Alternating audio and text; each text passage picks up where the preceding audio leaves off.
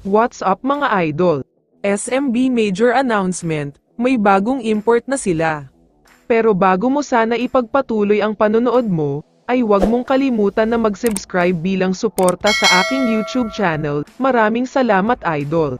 Ngayong araw, ay mangyayari na ang laban na pinakahinihintay ng lahat ng mga PBA fans. Mangyayari na kasi ang Game 2 semifinals sa pagitan ng Rain or Shine at TNT Tropang Giga, pati na ang Hinebra kontra naman sa SMB.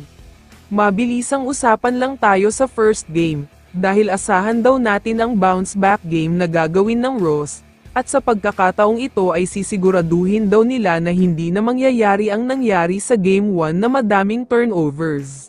Turnovers daw talaga ang pumatay sa kanila at nagtanggal ng chance na manalo.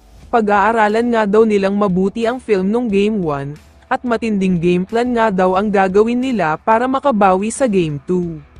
Sa kabilang banda naman, mainit ngayon si EJ Anosike sa mata ng mga SMB fans. Halos lahat kasi ay disappointed at galit na galit sa performance na pinakita niya sa Game 1, kung saan hindi masyadong naramdaman ang presensya niya.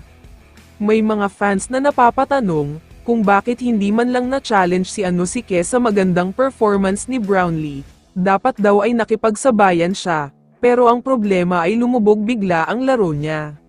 Ang mas mahirap pa sa nangyayari, ay siya sana ang pinaka-inaasahan ng SMB na magpapasimula sa run nila, pero wala siyang masyadong ginagawa, ang strength niya sa ilalim ay hindi din masyadong naramdaman.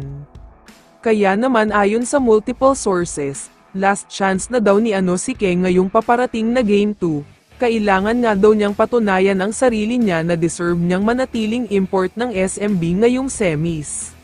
Pero kapag hindi na naman uli maganda ang performance niya, may standby import na nga daw itong SMB. Ayon sa source ay naghihintay lang daw si Miles Powell ng go signal ng management, kung pwede na ba siya maglaro. Sa tingin ko ay malaking sugal ang gagawin ng SMB kung ngayon pa nila papalitan si EJ Anosike.